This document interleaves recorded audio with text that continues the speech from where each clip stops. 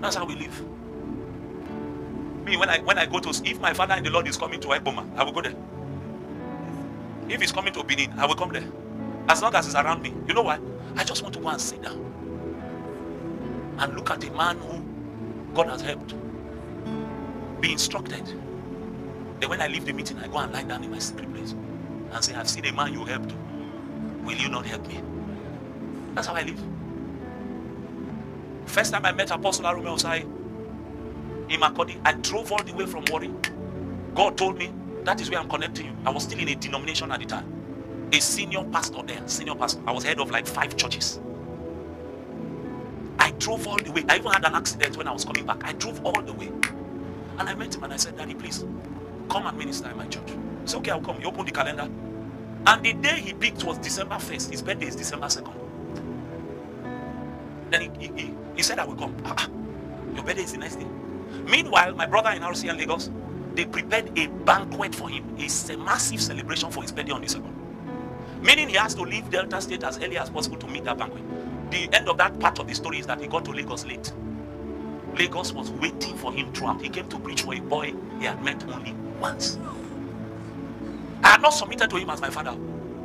Once. Then as we were preparing for the program, money became lean. How are we going to do it? How are we going to do it? Because if you're in ministry, you know that your family's money, your life, everything enters inside. How are we going to do it? So I called him. I said, Papa, please, I didn't tell him there's no money. I said, Papa, please, will you mind staying in my house? Your house? Is there room for me? I said, yes. He said, that's the one I prefer. My house.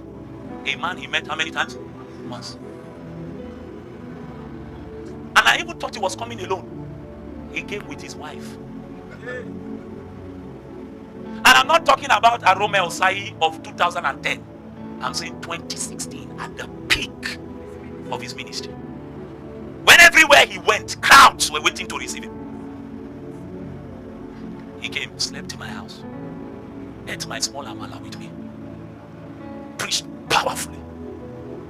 And then as he was about to leave, you know why? That's a man that does not relate with people based on flesh. He had already seen that God had told me to come and submit. When he was about to leave, I carried honorarium. I said, Daddy, I want to give some cash, and then I want to send something to your bank account. And he laughed, and he put his hand on my shoulder. A big man of God. Where I was, I could not even see the senior pastor as a senior pastor. I don't have access to him. If I like, let me be dying. I don't have his phone number to call him. He put his hand on my shoulder and said, bro, I don't preach for money. I preach for relationship. Today, you are my brother. Brother, okay, I nearly laid down on the floor. I nearly died. How can this man call me his brother? I know I'm not his brother. I'm his son. I know. I will never forget it. I met a man who showed me what it means to fight on the Lord's side. A man who recognized what it is to be a slave. I didn't add the other part. He bought his own ticket. Him and his wife stayed in my house. Slept in the room I use as my prayer room. When I entered there after the conference, I didn't want to come out.